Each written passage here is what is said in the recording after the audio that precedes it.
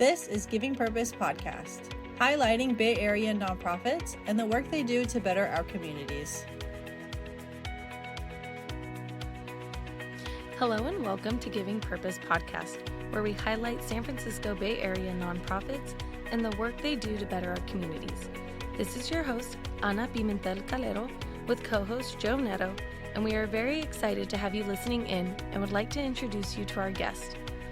But first, Joe, how's it going today?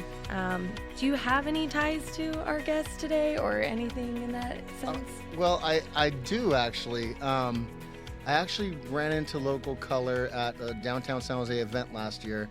Can't remember what it was exactly. It was like a sidewalk kind of event near the Shark Tank. And my daughters, I wanted to go out, and nobody in my family wanted to go out with me. But I did talk my daughters into it. You know, I like taking them out and showing them a little bit of culture. And they had a great time. They loved the art workshop or installation that you all were doing, that Local Color was doing out there at the time. And I was intrigued by it. And at that time, we had already talked about doing a podcast based on nonprofits. So nice. I was kind of circling around, gathering up, potential guests, cards and contacts of that sort. But for me, what intrigued me about Local Color is learning more about them is the work that they do around town, downtown San Jose. You've probably driven by stuff and seen their work and maybe not realized it. I come from the 1980s, so I'm big with hip-hop culture in downtown San Jose specifically. I wanted to be a New York City breaker, but I was nowhere close to that. I was more like Pee Wee Herman dancing. But I always had this other thing, part of hip-hop culture is clothing, music, and art. And, we all thought we were New York breakers and New York bombers on the subway and stuff like that, but we were nowhere near that. But we did hang around the Guadalupe River and tried underneath, I can't get arrested for it now. We did try to spray paint and make little pieces, but they were very elementary. So, but that's what really intrigued me about Local Color is that they're pulling local artists, putting in these great pieces around town that I want to learn more about, so let's learn more about our guest. All right, that sounds great. Erin Salazar is the executive director and founder of Local Color, formerly the Exhibition District.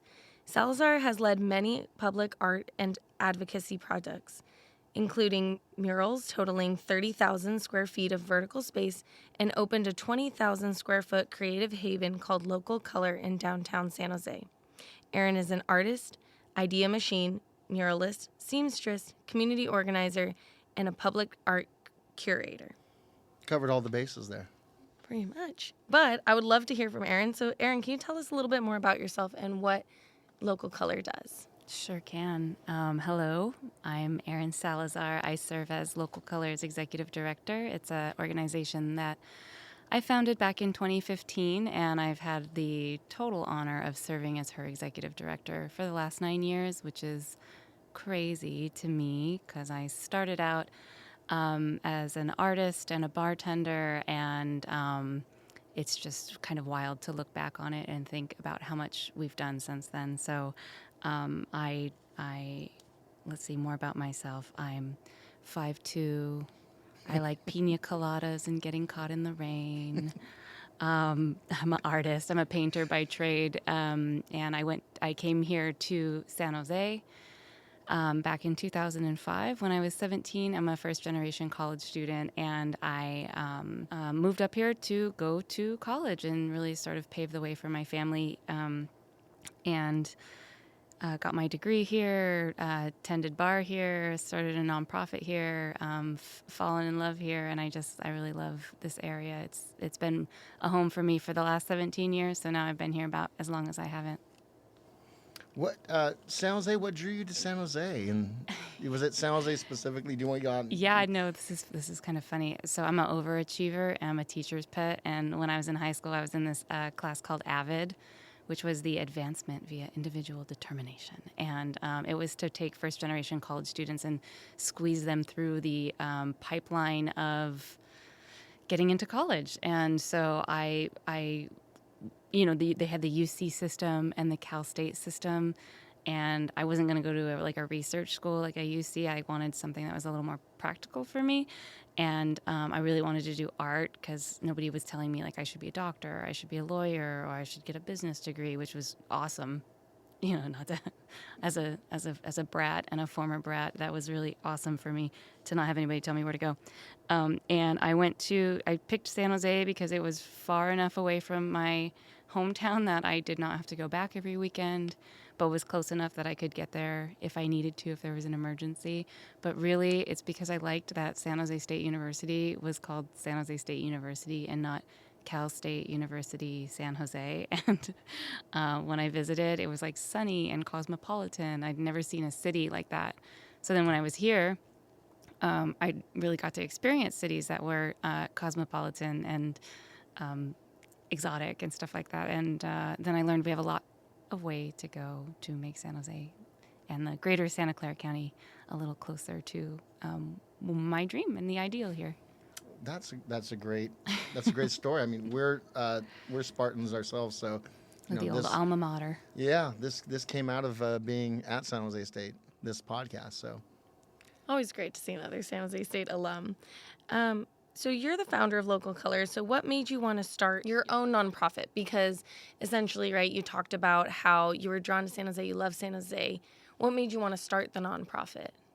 I was after college. After I got my degree, I have my Bachelor of Fine Arts in studio practice, and again, I was bartending. I don't know why that's such an important thing to say, but it feels relevant. So I was bartending, and I was getting a lot of mural gigs in bars and restaurants around downtown San Jose. And through getting all these gigs, I knew a bunch of the industry people, right? I'm a bartender, and I was a pretty fun bartender to boot. So I started to meet all these industry people in food and bev, and they would ask me to come into their bars and do murals. And so I was like, they're like, we can't pay you, but we'll give you free food and credit for any beer you want from here up to $2,000. And I was like, oh, yeah, like this is what's up. And so it was sort of during the same time that I became unhoused. And so I was living in this warehouse that was like an 800 square foot room with like a sink. And I was kind of squatting there. I wasn't allowed to live there. And so I was like, well, yeah, anything I can do to secure a little food seems like a really smart idea. And so I kept getting so many of these gigs coming at me because they were like, oh, that's the girl that does the murals. You should have her do murals in your bar and restaurant. And I was like, yeah, stack them up. And it got too much. I also had a bartend. I needed to actually pay my rent on this studio that I was squatting in. And so I started to give out these mural gigs to my other friends because I have the academic background of being formally trained as a painter. I was living in the warehouse and meeting all these like graffiti people, and it was just like this perfect storm of meeting artists of such a wide discipline that I started handing out these jobs to people. Boom, hey, go over to this bar, paint this mural. And then I'd get call from clients, and the clients would be like, we have not heard from your artist, so what's up with that? And I'd be like, I don't know, let me give them a call. And I'd call these artists, and they'd be like, well, I don't know what an invoice is, and I don't know how much to charge for this, and I don't have insurance. I don't even have health insurance, nonetheless, like some sort of certificate of insurance for these, to do these murals. And I was like, oh, that's okay. Hey, cut me off 10% of your mural gig, and I will just like help you figure this stuff out. And then I was like, wait a minute, I think that this is a job. So I started looking into starting a nonprofit organization, and with the help of a couple others, finally got our 501c3 status. And really the goal was just to make sure that artists got paid for the works that they do that beautify the community. And so after I started filing all this paperwork or getting things in order, I met with the program director of the Knight Foundation. And I was so salty and I was so punk rock that I didn't want to go to like a stupid networking event. I was like, this is not me. This is not my people. I don't network is not my thing. And now it's like all I do. But I don't network. And I was like, fine, I'll go, but I'm not changing. I'm wearing the clothes I'm wearing, and I had just gotten off a mural site, so I was in my jumpsuit, and I was all dirty and painty, and I was like salty too, to boot. And so the program director came up to me, and he was like, I want to know what you think about San Jose's art community. And I was like, I think we need more murals, because I look outside and everything is ugly and brown and beige. We went down this list of naming Tan Jose and Vanillicon Valley and 50 Shades of Beige, and I just kept going down this list. And to me, it was like, if I had enough energy to poke fun at it, then I had enough energy to do something about it. So I got granted my first $10,000 for 3 murals, and then those 3 murals, I was like, well, that's $3,000 each. That doesn't seem like enough if we're going to ask somebody to be out here for, a couple weeks, taking time off work. They got families and stuff like that. So I held my first fundraiser. I asked artists to donate work, and then we started the bid at whatever they needed to take home from that piece. And I raised an extra $5,000 through my very first,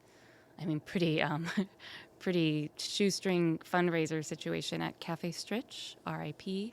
And then I was like, 15,000, I can work with 15,000. So that was sort of how I kicked off starting the nonprofit. And, I just saw a need for artists to be organized. I'm a Virgo and a Leo. I'm on the cusp, and I'm the worst of both worlds. So I was like, if I put my powers together, I think I can help. I think I can help people. I think I can help artists. Yeah. That's a great story. And yeah, the bartending definitely comes into matters, because bars are a great place for artists to meet other people and get what came out of that is you got these commissioned pieces, Essentially, it's like a networking. It was Pretty much early just- networking. yeah, it was early pre-networking, before networking was networking, yeah. So you talked a little bit about, at the end, supporting local artists. Can you go a little bit more into detail just about the mission of Local Color? I sure can. So we recently went through a strategic planning process, and initially I was like, oh God, I don't need a strategic plan. I don't need funding for a strategic plan. I need unrestricted operating capital. That's what I need. I need money to do whatever I want to do. But we applied for this grant. We didn't get it. They gave us this consolation grant, or I thought of it at the time as a consolation grant. And I was like, fine, I guess we'll do a strategic plan, whatever that is. So I really dragged my feet about it. And the funding was to hire a consultant to help us build out what would become the future, well, sort of today, of Local Color. And one of the first things that he did was this consultant did stakeholder interviews. So he interviewed artists we work with, and board members and past board members and staff and past staff. And the first thing he says to me when we get back after these stakeholder interviews, he goes, Erin, I hate to tell you this, you're not an arts nonprofit. And I was like, oh no, we hired the wrong consultant if he doesn't think we're an arts nonprofit. But then he was like, you're an artist's nonprofit. And my head exploded. I started sobbing. It was a whole thing, because really that's what it's about for me and for us. The art happens, the art will happen, but it's a result of a well cared for community. And so just to hear that flip of, we're not an arts organization, we're an artists organization, was mind blowing for me. So then we started to build our new mission, vision, values. And so our mission, as it stands right now, is that our mission is to build equitable pathways for creatives to thrive. That's it. I just got chills listening to this, and because we kind of came to this realization about this podcast. It started off as a grad school project, and now it's we're learning so much about nonprofits and the work that they're doing, and it's amazing. Your story is a testament to that. It's the mind blowing is just right there. I was just like, yes, I know that realization of when you're going after something, and you're right there, and then all of a sudden the real purpose hits you right in the face, and you don't even expect it. I was gobsmacked. It was such an epiphany just to have somebody tell me what my organization was, and I'm like, you can't tell me what my organization is. I built this organization. And then Nelson's all, you're an artist's organization. And then I just the waterworks. It was such an epiphany. That's the only way I can really state it. So yeah, that's our organization. We are we're not a woman-powered organization anymore because we just hired Brandon. And so now we say, I guess we'll hire him. well, you had to diversify, You can't just be all women, all women of color. And so we used to say that we are a woman-powered organization building equitable pathways for artists to thrive, but now we say we're a woman-powered and Brandon organization building equitable pathways for artists to thrive. You know what? I really love that. That's kind of like at our house. My husband is always... He's always the odd man out because my daughter and I just vote against him. I'm like, sorry, buddy. That's solidarity. Yeah, you kind of That's the power of women working together. Right. Well, I mean, I feel Brandon myself. I mean, this podcast is definitely women-powered with a little sprinkle of Joe in there. So, but I give credit to, I look for women-powered programs, organizations, businesses. I like to show my daughters how women leaders are. I even had, I did a film, and I had my assistant director was a young lady who actually became one of my closest friends through this experience. And I kept telling my daughters on how incredible she was as a leader. And when they met her, they're like, Dad, I could see them like deers in the headlight, really making a difference in their lives and showing them that anything is possible, Because it is. Anything is possible. It is the truth. Yeah, right? and it'll happen if you just keep going. Just commit to something and keep doing it for 9 years till your hair goes gray a little bit and or you're a on lot a of podcast or a lot of it. So you did talk about, you do have specific experience in the field that you're working in and the community you're working in as well. I mean, you went to San Jose State, you lived in San Jose, but you also talked about kind of a little bit of the challenge of, you were an artist and you still are, but you had to do kind of the administration side. How do you think, or do you have any comments on the other side of nonprofits where the administration and besides the fact of the work you're doing in the community and how that shift has really impacted the nonprofit? Thank you for that question. I think that art has made me braver as an administrator because I went through the whole rigmarole of art school where they critique you till you cry, and I've been through so much already in my little life that there is nothing scary about finance. There's nothing scary about paperwork or filing 990s. These are all things that are. They're easier once you have like a grasp on. If you can throw some color on a canvas, you can certainly file some paperwork. And a lot of people don't believe that to be true inside of themselves, but my goal is to show them that it's possible to use art as a vehicle, as an intersectional vehicle to make your life the best that it possibly can. So I think from an administrative side, it's taken a lot for me to really pull up my big girl pants and file the stupid paperwork and learn about stupid finance. We were just talking about this, but finance is not my favorite thing, I guess. But it is kind of now, and I think coming from a background with a studio arts degree and and as a bartender, I didn't really have a lot of that business acumen or anything like that. So in 2022, I got accepted into the University of Pennsylvania's School of Social Policy and Practice, and I finished my master's in nonprofit leadership. So I had to take data analysis and funder journey and all of these courses that really gave me a substantial nonprofit backbone. It's like an MBA, but for social good, I guess. Yeah. So it's taken a lot for me to really had to dig deep through a lot of those classes just to show up right, just to be the administrator that I want to be. And that feels like such a deeply dorky thing to say and to have headphones on and listen to myself say, just be like, I am an administrator, I'm an arts admin. But that's incredible. And that's, I think, something that we want to highlight on this podcast is that, there are incredible work that's being done in the community, but there is kind of that administration side and the difficulties with that, especially if it's not a nonprofit that's been around for a really long time. And I mean, you founded it. And so just highlighting that, I think, is important for our listeners to really understand and kind of like you said, I mean, I didn't even know that you could get an MBA in, with a background of nonprofits. Like, I didn't know that.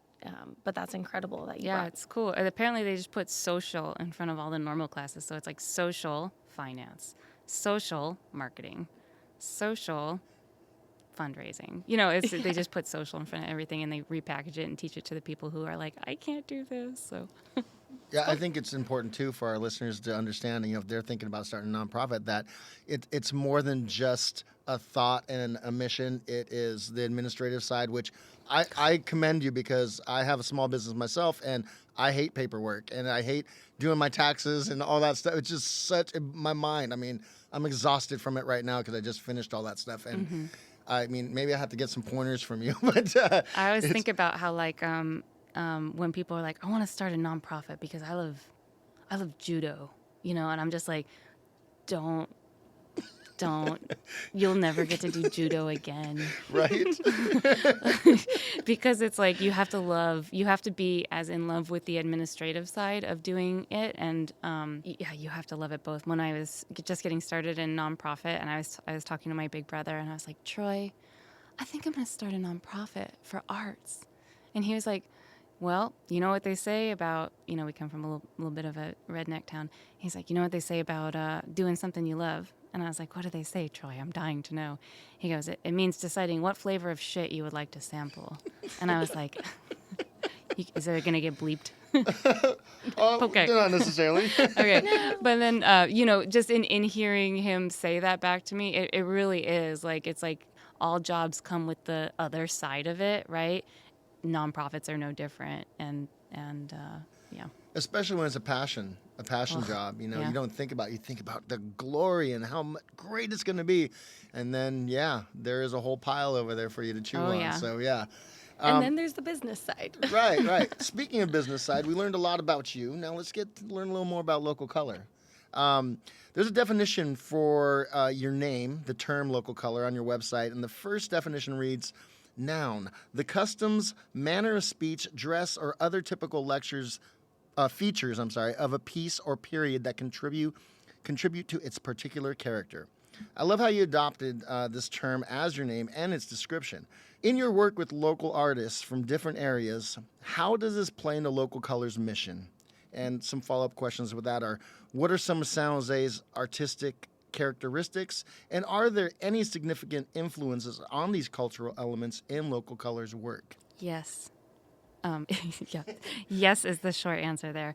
The cool thing about Local Color is that it has a dual meaning, right? The first one, as you said, is like the idiosyncrasies and the manner of dress and the customs. So you go to Seattle or something like that, and you go out and you get a little taste of the local color. You get the coffee, you get the tattoo, you get you go get some local color.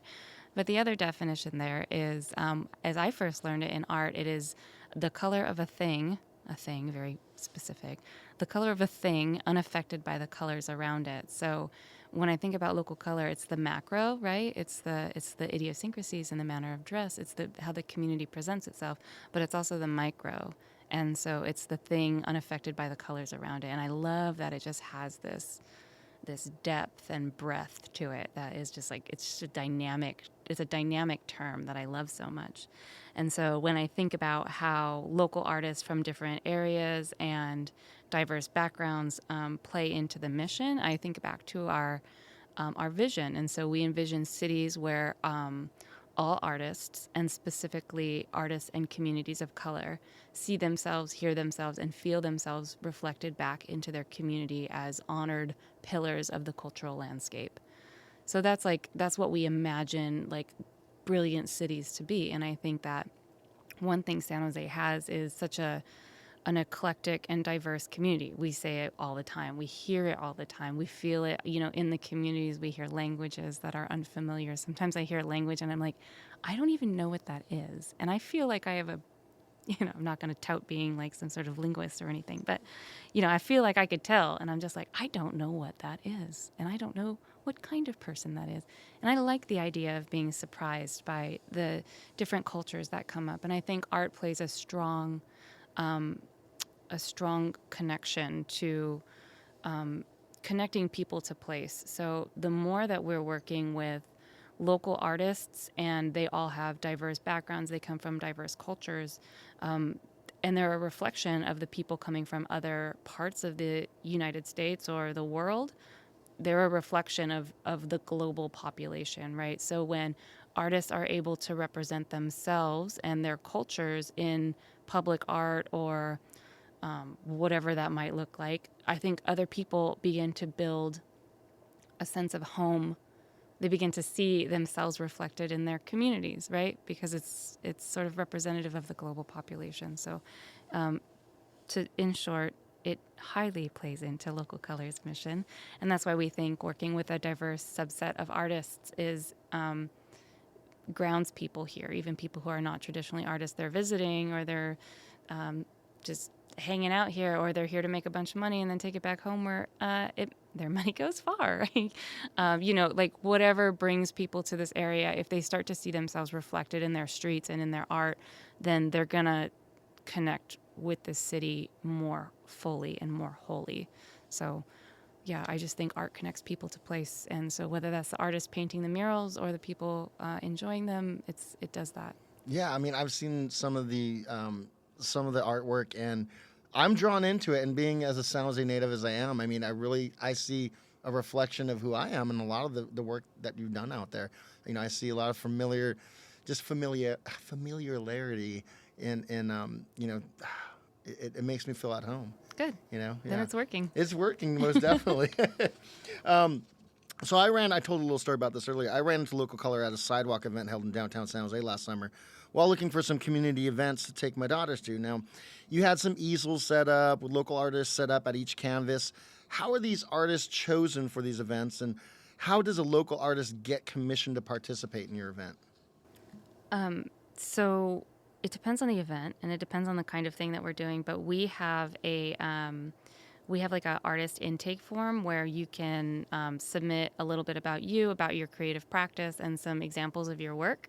And then we review that like every 3 months or something like that when we have a different call for artists. So our goal is to build pathways. Our mission, right, DERP, is to build equitable pathways for creatives to thrive. And that includes both emerging and established artists. So a lot of emerging artists, they haven't had it's like when they're looking for a job right out of college and they're like, you need to have 10 years of experience. And you're like, how? Right? Yeah. You can't get like a big mural gig without having like a little bit of painting experience or a little bit of mural experience. So we try to work, depending on the type of event it is. If it's like a live painting thing, we sort of try to reserve those for sort of newcomers, emerging artists, to really get them prepped for getting their big masterpiece up on a bigger wall. So a lot of times we're working with emerging artists. Sometimes people drop out and we have to tap the 5 artists that I know are available. So it's sort of a mix between working with people that we know can get the job done, working with new people and getting them in some sort of creative pipeline, some sort of working pipeline. So yeah, that's sort of how we get those artists, is we pick from a big pile of intake forms and examples of artwork and try to make sure that there's enough space for emerging artists too. Yeah, so I know you get commissioned to do murals and stuff of that sort, but at like an event like this, and these artists are painting a piece, are those pieces auctioned off? Maybe money for the artist and maybe a little bit for Local Color. Are they auctioned off at the end of the event? Those ones in particular, I think, are just hanging in a warehouse right now. We wouldn't auction something off without like an express consent from the artist and some sort of meaningful split. So right now, I think those are just on display in a warehouse, which is pretty cool. But those pieces, sometimes they get rolled up, sometimes they get repurposed, sometimes they get donated. We've had like live art be put into James Lick, like elementary schools, junior highs, and stuff like that. So sometimes these pieces will be donated to beautify communities and things like that. not often do they get auctioned. We have a specific auction that we auction things off at, so it's rare that they would get auctioned. But, we'd consider things like raffles, or if they wanted to sell them too. Like, we buy all the materials. If they wanted to roll that bad boy up and sell it, then, like, good on you. Well, I think your answer beats what I asked. I mean, that's a great cause. I mean, taking that artwork and beautifying another place locally. The values of local color are listed as being home, responsibility, access to art, connect, and equality. Local color shows a clear devotion to local community and diversity. Sometimes as a volunteer or a donor, it's hard to find an organization that you can feel comfortable participating with on a regular basis. Could you explain Local Color's values to our audience to give them a flavor of what to expect when volunteering with your organization? Sure thing, yeah. Okay, so home, item 1. These are also, they are correct. So I did have to double check with the website because we just did the strategic plan. I'm innocent here, we just changed everything up, so I don't know. These ones are accurate. So home just represents that we believe in experimental spaces and experimental places that help ground us all in a better sense of home and create public spaces that feel more relevant and valid for the people who are living and working and visiting and breathing here. Responsibility is a big one for us. We believe in transparency and responsibility, and that comes in the form of being fiscally responsible, of course, is our duty, but also being responsible for doing our due diligence when it comes to selecting artists for pieces, when it comes to deciding where art goes, and then ensuring that, like, for example, every project we do with like a Google or a Zoom or something like that, we take 5% off the top of every project and we put it in a self-reserved fund that we just call our public art fund. So we don't believe that murals should just go to the people who can afford them and then the places that can afford them. So we have this little sub-pot of funds that is off to the side that we use to fund underfunded projects when it comes to like Title I schools or playgrounds or things like that, because if it only went to the people who can afford it, then the rest of us wouldn't have any beautiful art. And then when it comes to access to art, we really believe that art in public spaces, to me, I think public art is the highest form of art because of its accessibility, right? You don't have to pay an admission fee. You don't have to be dressed well enough to walk through a gallery. You don't have to be anything in order to access public art. So this is another value of ours, that we really believe that public art is a connection between people and place and helps root people in places. You even think when you go to like other cities and stuff like that, me personally, I mean, I'm super biased too. Like, I always look at art everywhere else. But like, you go to other cities, you're like, look at that cool mural and look at that cool statue and look at that cool architecture. Like, outside of like food, I don't know what else anybody's taking pictures of, So it really does help define a cultural and visual landscape, public art that is. We believe in connections, so we share transparently with all of our artists. We help connect them to projects, even if we aren't the ones that are facilitating or curating it. So we just try to do our best to share resources and knowledge and network and wealth to the very best of our ability. And then the last one is equality, is that we believe that all people should have access to art and all ideas can be represented in a meaningful way. Yeah, so that's my abridged version of what our values as I remember them. Well, great answers all around.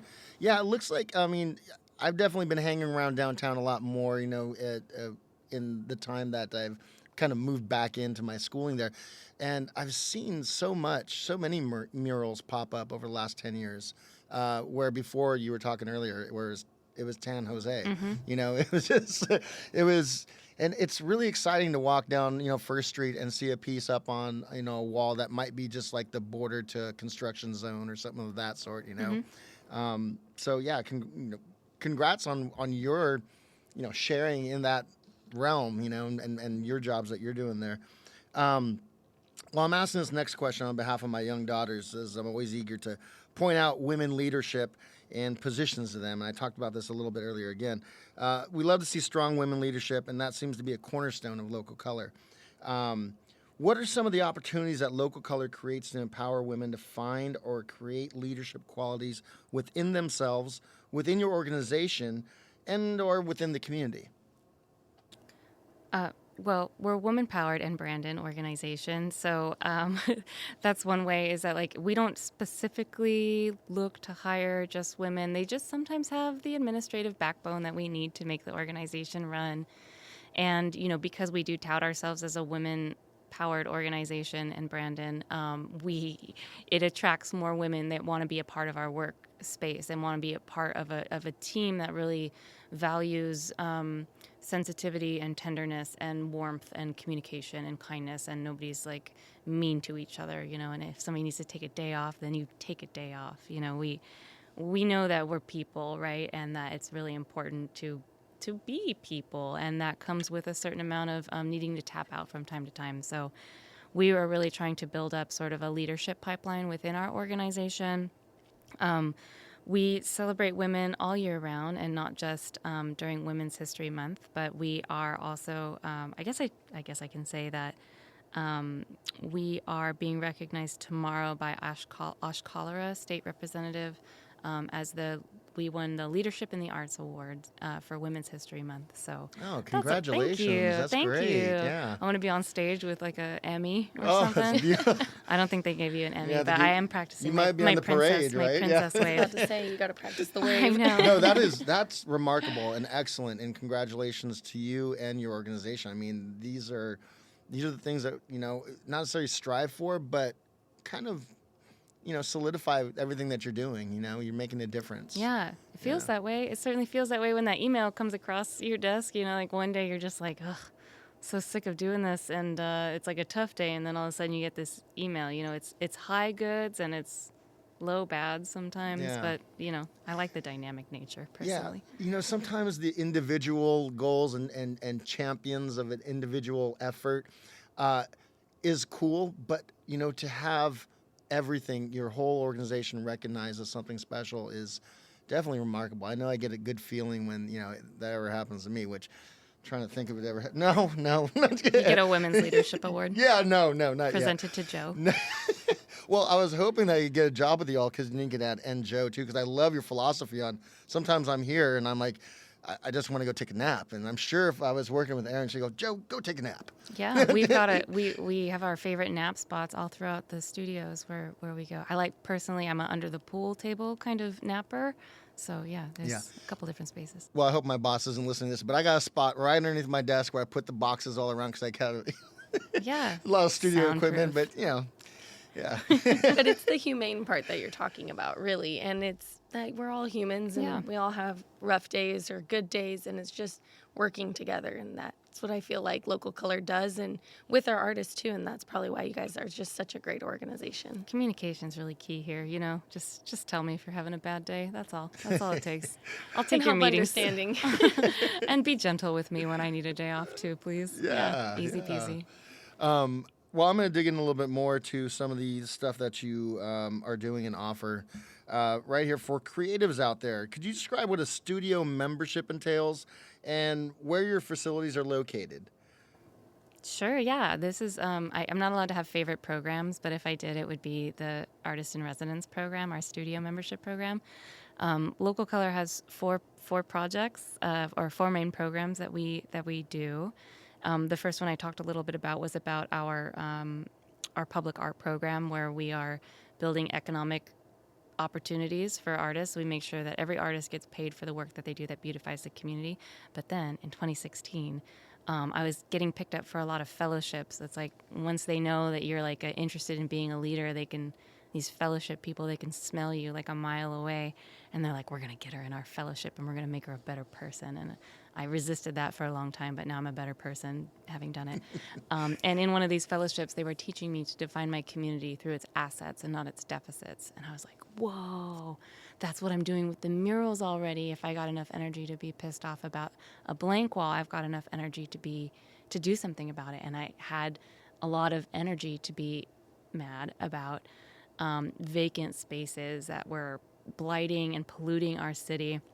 And if I have the energy to be angry about it, I got the energy to do something about it. So in 2016, I started the Artist in Residence program, where we opened up a 20,000 square foot space, which was a Ross Dress for Less. And we turned it into affordable studio spaces and a community center. And we rocked on that space for a long time. They would not give us anything more than a month-to-month lease, because it was like gonna get torn down and turned into like an unaffordable housing building. And I thought a Halloween superstore, but that's oh yeah, it's gonna turn into a Halloween superstore. Yeah. And they wouldn't give us a longer lease. I couldn't handle that level of instability. I already came from like a pretty unstable childhood, so I'm not gonna just like let my business be unstable too, especially in this way. And all the artists were like, we want to have a real place to work out of. And so we closed that facility in 2020. But to date, we have opened 69,000 square feet of affordable studio spaces. 23,000 is still open today. We receive these spaces as an in-kind donation from developers, and we do a little bit of work to transform them into affordable art studios. And so to date, we've had something like $3.3 million of in-kind donation from developers to be able to open and operate these spaces. We've served over 250 artists through our affordable studio spaces. And so the Artist in Residence program, really, we're working with developers to reactivate buildings that are slated for demolition as creative spaces for artists. So it works for us really well, and it allows them to get really creative, because one of the things that we learned is that artists don't just need buildings to paint on, they need spaces to practice in. And so that's how we started, when we're thinking about equitable pathways for creatives to thrive. I was like, okay, it's not just money out, it's also affordable workspace, and it's also this, and it's also that. And that's how these programs just keep stacking on each other too. Yeah. Well, you do make a difference in the city. And driving around, walking the streets, or even attending an event at the Shark Tank, a.k.a. the SAP Center, for those that don't know, there are many instances of Local Colors PDA in San Jose, public displays of art. Could you share some of those locations and how these locations are determined, and how can a custodian or owner of a location commission Local Color to create a piece?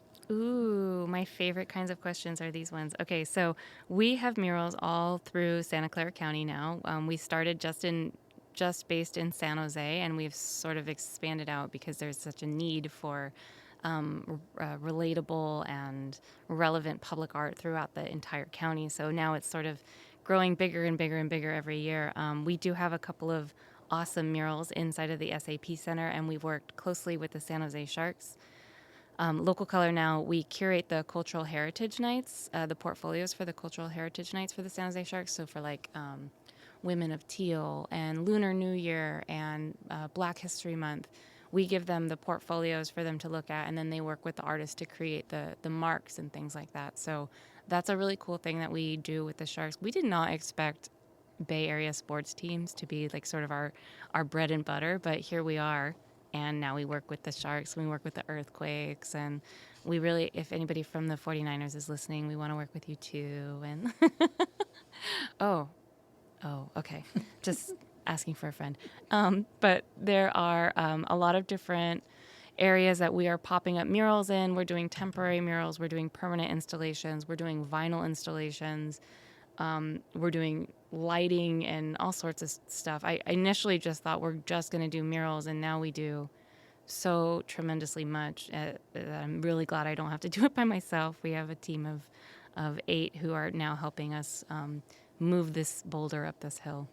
Yeah, so that kind of brings me to my next kind of part of what you're doing, and that's not only does Local Color have public displays of art, but you also employ local artists to lead various creative services for corporations? Yeah. We call this new one our creative experiences. So it sort of is linking, well, I guess we believe that artists have full capacity to be able to dictate their own expertise and their own kinds of workshops. So like, we had corporations coming to us being like, can you do a paint along? Can you do a paint night? And we were like, boring. And we still do those. So if anybody is listening that had a boring paint night, that's okay too. But artists they're capable of doing so much, and So we opened up this program, and it's for corporate teams, youth groups, and community groups to come and experience the inherent joy that it is to create something. You know, we're all creative people somewhere in there, even when people are like, I can't even draw a stick figure. And I'm like, yes, you can. You can. It's a circle with a little arms. Like, this is not rocket science. So I think that everybody has like creativity inside of them. And so if we're just allowing artists to dictate the kinds of creative experiences that they want to give to people, then everybody's benefiting. So we have been doing this wonderful program for about a year now, and it's taking off too. And it has become like another, from the executive director side, another serious revenue generator for our organization. And again, it's another thing. We snip off 5%, we put it in a restricted fund, and that goes to fund, East Side youth who are underserved when it comes to the arts, and groups who come to us that they don't have funding for it, or they didn't think that they had to pay an artist or something like that. We're like, no problem. We can do this together. So it's just, working with the corporations has become a big part of what we do, and it's meaningful, and it gives back to the community because we dictate it so. Yeah, so I take it that was not an initial thought, that you're going to be working with these corporations. Did you build that along the way? Yeah, they just come to our workshops, and then I talk to them, and they're so nice usually because they're corporations. They're just like, they are what they are, but there's people there too, and if you can make real genuine connections with the people who work in these corporations, then they want to do Moss art workshops, and they want to make buttons, and they want to do collage, and they want to do hand-painted brush lettering, they want to have really interesting experiences. And I think especially coming out of COVID, when we were all just like stuck and couldn't see each other and had nothing to do except for watch Game of Thrones on repeat over and over again, there's so much more to life. And I think it's like almost brand new again, the idea of doing an artist workshop or a workshop with artists. So if we have the opportunity to reframe and redirect like what that might look like, then hell yeah, we're going to do it our way, and it's going to be awesome. Oh, that's beautiful. Yeah. Local Color has a youth empowerment series as well. It's called Yes? Is that Yes. right? Yes. That was when I was obsessed with acronyms, so It's not a bad acronym. yes. How is Local Color using its reach to empower the young artists of tomorrow? Yes. Okay. So in our youth empowerment, we do this. It's sort of a budding program. It's like a program. It's like a half program right now. It can be its own thing. I just need the unrestricted dollars to make it a full program. Foundations, nudge, nudge. And it can be its own standing thing, but right now it's sort of wrapped into our creative experiences. And we do this one awesome project called Color Me Rad, and I didn't realize that probably most kids don't know that that's like a play on Color Me Bad.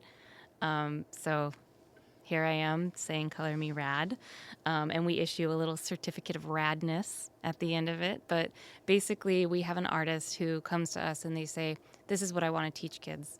And last year it was screen printing, stamp making, and print making. And it was so cool because the older kids got to do their own merch. So they did their own designs, they burned their own screens, they picked out their merch, they printed it, and then they sold it at we had a whole gallery set up for them. So we're really trying to demonstrate critical life skills around entrepreneurship and creativity. Because it's one thing to try to teach math, right? I go back to math because it was my most challenging subject.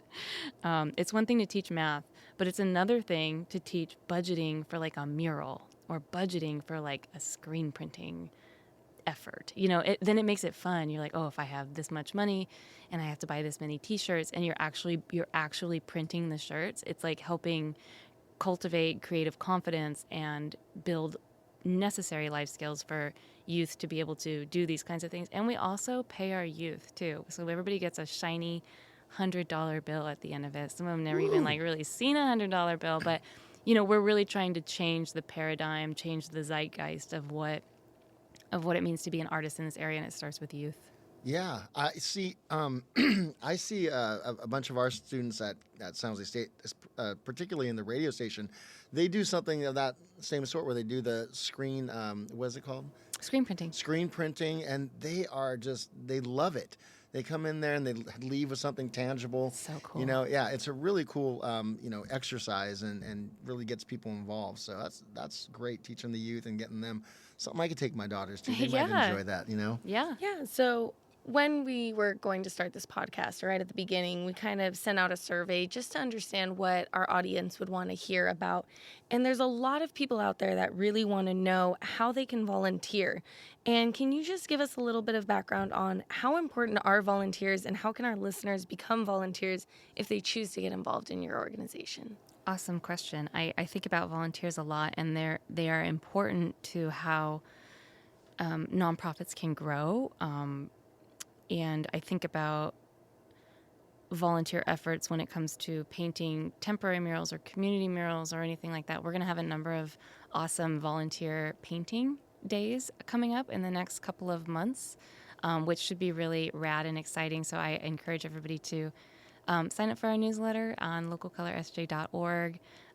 Stay tuned to our Instagram, which is localcolorsj, and that's where we put the call out for volunteers. And your corporate team group can volunteer in groups of 10 plus. We've got some big boys coming up, so that's one way that people can volunteer. Also, we're shopping around for board members right now too, and we have a volunteer board, and they help us with our governance, our fundraising, and our advocacy. So we are looking for more board volunteers to join our wonderful, awesome, and eclectic volunteer. And then I'm thinking of other ways. Oh, those are two big ones. Yeah, committees, volunteers, committees, volunteer painting, board membership. Those are three good ways to volunteer with us. Great. And then kind of the last question of the night. What is Local Colors' giving purpose? Are you ready? Yeah. We got a minute here? Okay.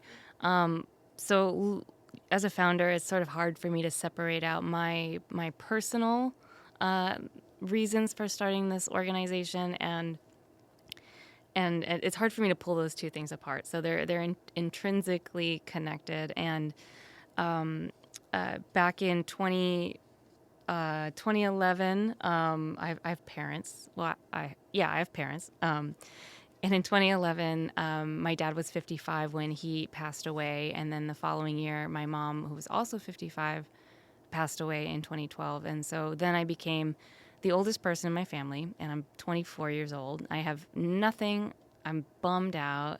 I have nothing left to be scared of. I have nothing left nobody to disappoint, nobody to impress, nothing. It was such a bummer time in my life that I was just like, I had to put that energy towards something else. And so I was thinking, man, if it's genetic, right? And if I'm going to die when I'm 55, I no longer feel that way. If that's the case for me, then I should do something more impactful, and I can be more impactful working for other people than I can be working for myself. And so that's why I really started the nonprofit organization, is because I had all this angst and grief, and I just needed to pour it into something good, because they just knew me when I was just out of college and bartending, and I wanted to be something more, and I could do something more, and it sucked all the fear out of me, and I just didn't have to, I had nothing left to be afraid of. Failure. Everything was like, well, at least I'm not planning a funeral. It was sort of like, it changed my scale of how I looked at the world. And so when I think about Local Color and its giving purpose, like, I think its purpose is to keep putting good out into the world, and keep putting beauty out into the world, and keep helping artists who are often marginalized and are sometimes some of the most vulnerable people in our community, from lack of housing or food scarcity, or doesn't know where the next gig is coming from. Like, I really care for these people who are so tender, and they're so in their own hearts. And the sucky thing is that they'll do it anyways. They're going to make art because it's part of who they are. And I just can't stand to see that being taken advantage of. So To me, my purpose is to protect these people who represent such a they bring so much of the beauty into what it means to be in this city. So I think my answer to this sort of complicated question is that the giving purpose of Local Color is just to ensure that creative people in this capital of innovation, the capital of Silicon Valley, still have a place to make it weird and maintain creativity and innovation, and able to do that all across Santa Clara County. Beautiful answer. And with that, I think we're going to wrap it up. I don't think we could beat all that. But I think one thing I just want to say is that, in this process of learning about nonprofits and how they get started, and that question, giving, what's your giving purpose, it stems usually from some significant part of life that made you go, I want to do something more meaningful. Yeah. And we're finding that across the board. How cool. Yeah. So it really is a cool thing to come about, But, a lot of the things that make it happen are hard, and it's a revelation within ourselves, to better our opportunities, better everybody's opportunities. So Thank you for being our guest, Erin. Great conversation. I learned so much about Local Color. I hope our audience did as well. But thank you for joining us today. We really appreciate it. And if our audience is out there, get out there and go to a Local Color event, find out more about them. I know we can see you. You did give out some of your information. We'll have that up on the video when we put that up there. But do you have any events happening in spring or summertime that we could look forward to, or maybe shuffle some of our people out there to? Yeah, well, definitely follow along for more in-depth details. But one of our favorite events and one of our fiscally sponsored project is called San Jose Day, led by executive producer Haley Cardamom, who was the third person I ever hired, and now she's off and running her own awesome thing. And so on April 8th, we call it San Jose Day. That falls on like a Wednesday this year. So it's actually 4/06. There's a big festival happening in Japantown in San Jose. And so it will be like just a real big culture fun day of celebrating in hopefully the sun, and come out and see the Local Color booth. We're going to be pressing some custom buttons for everyone. Beautiful. Want to give out your contact information again, your website, and how to follow you on social media? Yeah, on the Instagrams, we are Local Color SJ. On the internet, the World Wide Web, we are www.localcolorsj.org. And you can reach me and all my teams by emailing us at hello@localcolorsj.org. Stay in touch. Beautiful. And thank you again, Erin, for being our guest today.